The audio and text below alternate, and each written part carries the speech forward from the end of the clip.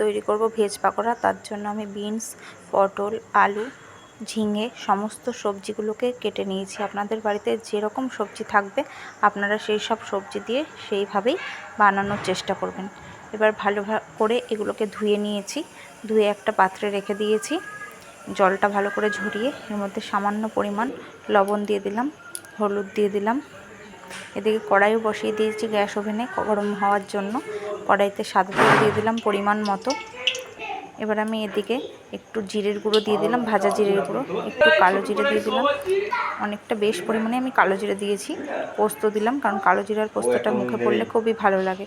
ধনে জিরের গুঁড়ো দিলাম, আদা বাটা দিলাম, একটু পাতিলেবুর রস দিয়ে দিলাম। আপনারা যদি না চান পাতিলেবুর রসটা না দিলেও হবে।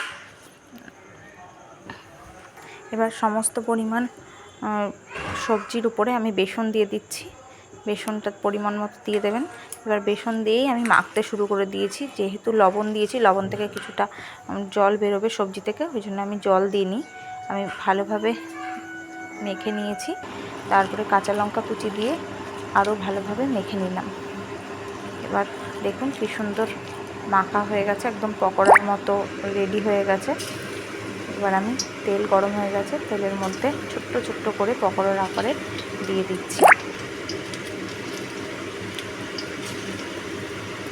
আপনারাও এভাবে ছোটো ছোটো করে পকোড়ার শেপ করে তৈরি করে নেবেন। এভাবে পকোড়া যদি তৈরি করেন খুবই ক্রিপসি হয়, খেতেও খুবই সুন্দর হয়। দেখুন কিছুটা আমার ভাজা হয়ে গেছে, আমি তুলে নিয়েছি। আবারও আমি কড়াইতে দিয়ে দিয়েছি পকোড়া ভাজার জন্য। এরকমভাবে নাড়িয়ে চাড়িয়ে আমি তুলে নেব। আর একটু লাল লাল করেই পকোড়া ভাজবেন, তাহলে পকোড়াটা মুচমুচে হবে আর খেতেও খুব সুন্দর লাগবে।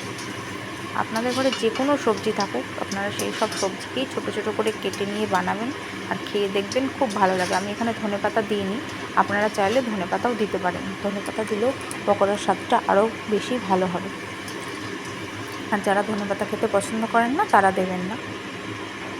পকোড়া পুরো রেডি। এবার গরম গরম পকোড়া আমি সার্ভ করে দেবো।